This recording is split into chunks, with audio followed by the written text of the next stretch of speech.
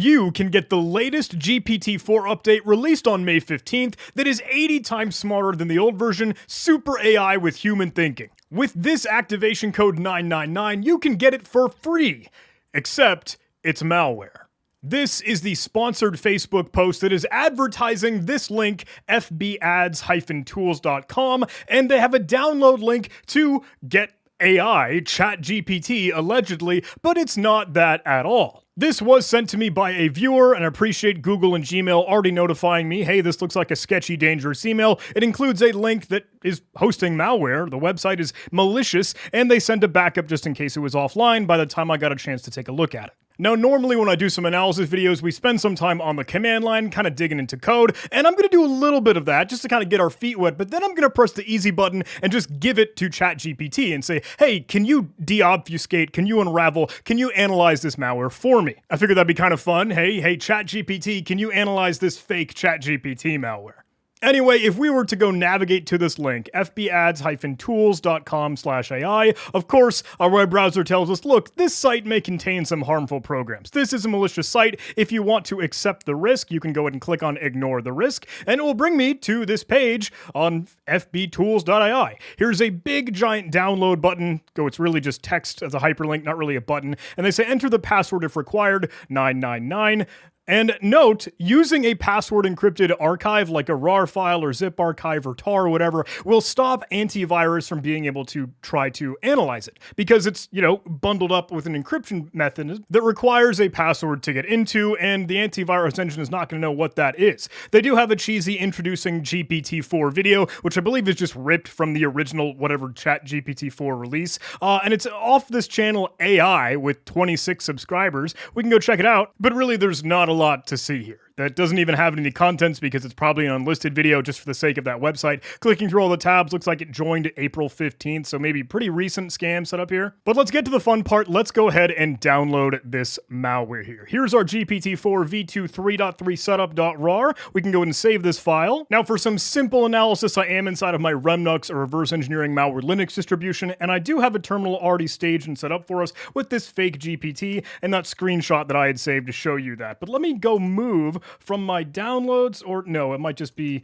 this GPT thing in my home directory. I'll bring this in the current directory, and it is a simple RAR file, so I'll want to go ahead and extract that with unrar. We'll use unrarx and then GPT, giving it the file there, and it asks for the password. I realize my face is in the way, but it is just 999 as we suggested. We can extract that, and now we have this MSI file, which is in fact an MSI file. If I go ahead and try to tab complete that, it uses spaces, so without putting it in quotes, I'll need to escape the space. And goodness, kind of a big output for the file command. Composite file v2 document, little endy in Windows, Microsoft MSI installer, all of that. Now, obviously, it being an MSI file, you would naturally install this on Windows. That is a Microsoft installer file, so it's like something that you'd set up and execute on Windows, but I am not on Windows right now. I'm in Linux, and I kind of want to just analyze this, but not install it. At least for some static analysis. We can do some dynamic analysis in just a moment, but I want to use this utility MSI extract. It is a utility that you can use within Linux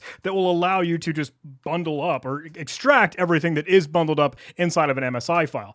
You will need to install a library MSI tools if you want to actually pull this down and use it. Even in Remnux, it is not installed by default, but if you use MSI tools, you'll then get a couple of other utilities like MSI dump, MSI extract, MSI info.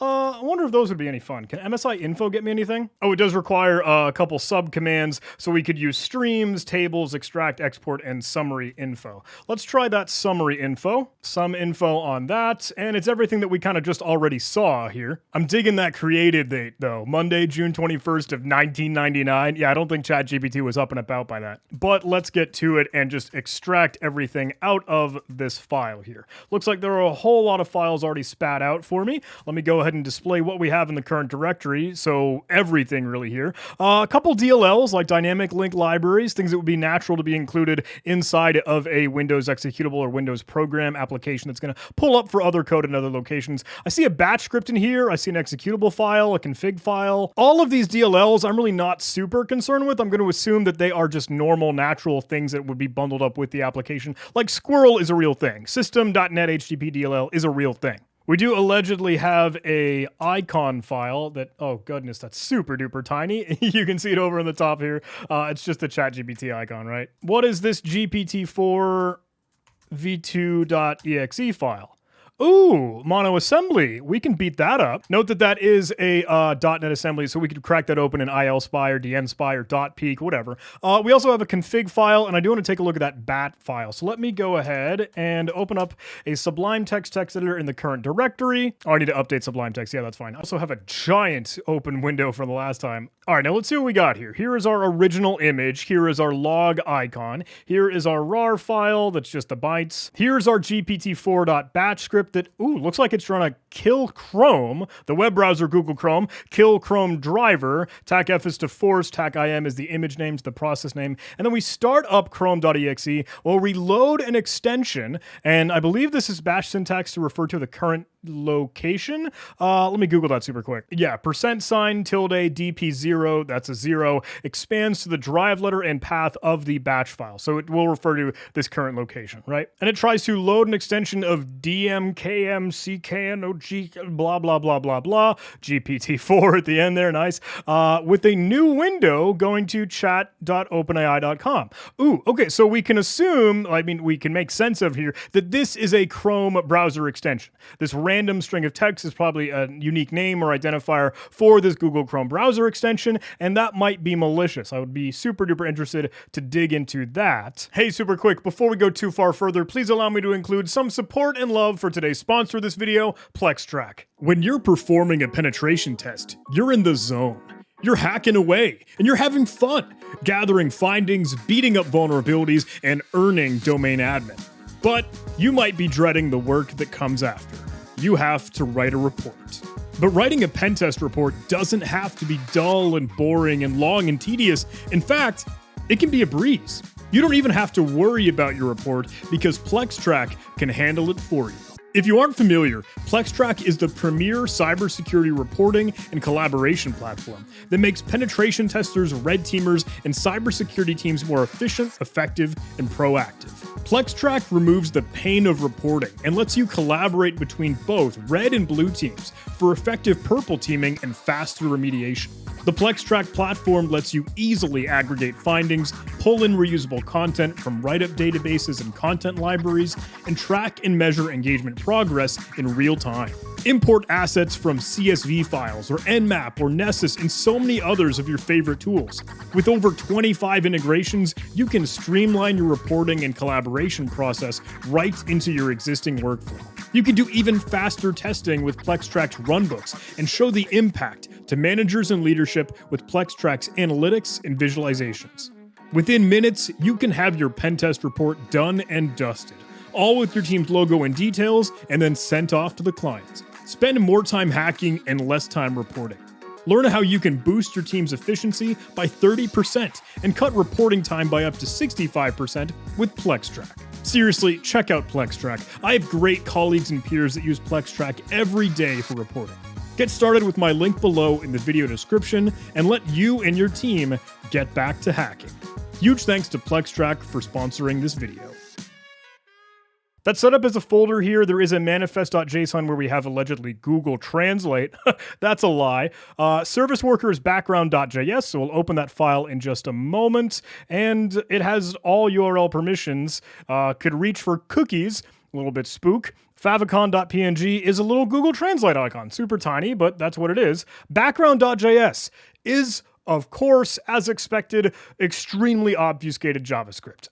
This is all crammed on one line, so we can't really see that well. I'm going to turn on word wrap, and you can see this disaster where we have a variable defined and a set of strings included in an array or a list here. These are hex encoded \x, so we could probably make sense of these. And I see a couple functions in here like post data, blah, blah, blah. We could play with that in a little bit, but I do still want to know what our config file is telling us. Note note that that is a .NET framework, and our MSI file is what we started with. Really, the .exe being a .NET assembly is something we could go explore. So for that, I'm actually going to go ahead and open up Flare. I do on a separate virtual machine. I like to analyze Windows .NET assemblies on a Windows operating system so that it can figure out whatever natural paths and libraries and modules that just does Windows things. So I'll get out of Remnux and I'll bounce back and forth between them to use Flare just as well. Okay, I have finally got the executable here in the desktop of Flare. Let's open up ILSpy. Now let me go ahead and open from my desktop GPT-4 v2.exe. Let's see if we can open this thing up. Let's go see what our GPT-4 v2 does. I see program unravels to just void main, and then it will end up running our new form 1. Okay, so let's take a look at what our form 1 is. We have an initialize component where we just add that. That's kind of it. Okay, add the icon. Dispose of, where we just kill the thing. The load function does nothing. Form 1, initialize component. So what are you doing? I feel like there was nothing in this .NET assembly. This was pretty useless. We can fire this off in a dynamic sandbox in just a moment, but I do want to go see now what is actually going to be inside of that Google Chrome browser extension, because all of this is a little bit of a mess here. And let's ask ChatGPT to deobfuscate this for us. Okay, I am going to be using ChatGPT 4 with the paid and pro version, and let's say, please deobfuscate and analyze. This is background.js. Okay. The JavaScript code you provided is an obfuscated Chrome extension that appears to be sending users Facebook cookies. Oh, it has the Google Analytics like tracking ID in a random client ID base. What is all this? GPT-5? That's not right. Wait, what? What are you doing with these empty strings here? Chrome extension works as follows. It defines an asynchronous function postData, which sends a post request to the given URL. This function is set up specifically for communication with the Google Analytics function. Gets function is defined. This function uses the Chrome API to fetch all the cookies from Facebook.com. The cookies are formatted as string and stored in a cookie array. The gets function, continue please, then generates a random client ID by appending a random string to the random client ID base. The URL search params object is created to encode the parameters that will be sent to Google Analytics. Then it tries to build up some parameters. I'm going to assume GPT-5 is supposed to be GPT-4. I feel like that's a mistake. Overall, this script collects Facebook cookies and user agent information, encodes them, and sends them to a Google Analytics account. It's worth noting that this is definitely malicious behavior, as it involves stealing private data, cookies from Facebook, and can lead to seriously privacy breaches. It can be used for purposes such as session hijacking or other types of unauthorized access. Is there any way we could see what the Google Analytics account has retrieved? The Google Analytics data can only be accessed by the owners of Google Analytics account, those whom have specifically been granted access. There is no direct way to see what data has been sent to a specific Google Analytics account if you do not have access to it. Could you please give us the deobfuscated code one more time with all of the string variables included in line? No. Stop making variable. Okay. You at least gave me analytics path, but now you're putting all the stuff in as you should. Little function here, get Facebook cookies. And there is the exact Google user account tracking ID. Base64 encodes the user agent and whatever GPT string at the end of it. Once the cron runtime is installed and it's setting it up, it will just try to get Facebook cookies. Okay, so holy crap, it's just a stupid Dumbo like guise of a ChatGPT free whatever new version that ends up being a Chrome browser extension that ultimately steals Facebook cookies. And then I'm going to assume we'll end up using more of this Facebook account that's compromised to continue to spread and continue to like propagate to other accounts, like those stupid sponsored Facebook posts, right? Now I want to do just some at least super simple, quick cursory dynamic analysis. Let's get Windows 10 set up inside of any run. We can have a whole lot of time here. Browser, we can use Google Chrome because we know that that is one that we want to end up detonating our little malicious browser extension with. And let me upload. Let's give it the RAR file to start with. I believe it'll be able to figure that out. Let's go ahead and run that task here. Okay, now any run is getting started. It is loading the virtual machine environment for us, and WinRAR will be able to extract this. I'm going to assume, let me see if I can click in here to extract these. I'll put this just whatever on the desktop. That's fine. Password is 999 as we know. And then from the desktop, we should be able to double click this MSI. Okay. This is us installing GPT-4 v2, allegedly. We'll want to put this in the program files location. We'll go ahead and hit next. We can install this. GPT-4 v2 is being installed. And now we can launch GPT-4 v2. Okay. Ooh, take a look. Take a look. Okay, so Chrome went on its merry way. What started this? Did MSI exec do this? What ended up kickstarting the cmd.exe? Chrome, of course, gets loaded with this extension. We can go look at our extensions here, and you can see that this extension has full access. If we manage our extensions here, you can see Google Translate right up there. Here are the details for this. Allow this extension to read and change all your data on websites you visit on all sites. And this is everything that we've already read. But take a look. You can see that it came from the installed GPT path. Now, can I go see where that installed itself? Program files, GPT-4v2, GPT-4v2. And this is everything. Obviously, this doesn't look like a threat, right? There are no threats that it found, but it is trying to go to Google here, and you can see a whole lot of those communications out. Are there any of these where we end up uploading, right? Google Analytics. Well, these are all going to be TLS encrypted, like SSL is going to get in the middle of it. It's not like we're going to be able to see that traffic.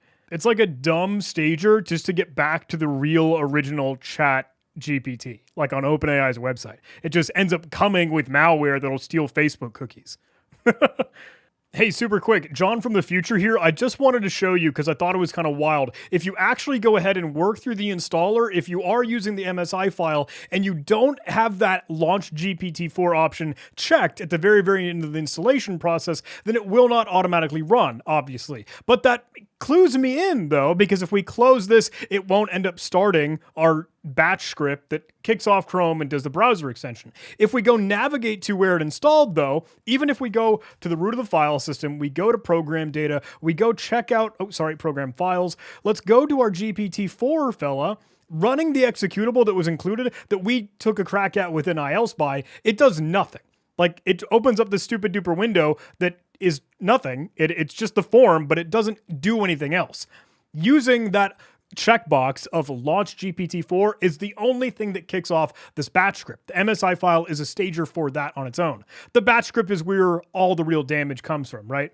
Okay, sorry, that was just extra footage that I thought would be interesting and worthwhile and I wanted to show you, but back to the original recording. This is kind of wild, I think, right? Just like some stupid Dumbo application program that's fooling users over on a sponsored Facebook advertisement to use the new flashy ChatGPT when ultimately it's just a browser extension that will steal Facebook cookies to later do more damage, but just point you towards the original, legitimate, genuine ChatGPT. That's just kind of crazy. I feel like there's a whole lot of silly, strange stuff, I don't know, across the internet airwaves these days. But I hope you thought that was kind of neat. I hope you thought that was kind of cool. I hope you thought it was fun to use ChatGPT to go reverse ChatGPT malware. And I don't know, we'll see what is next on the next couple of YouTube videos. But thanks so much for watching. I hope you enjoyed this video. Like, comment, subscribe, YouTube algorithm stuff. I'll see you in the next one. Thanks.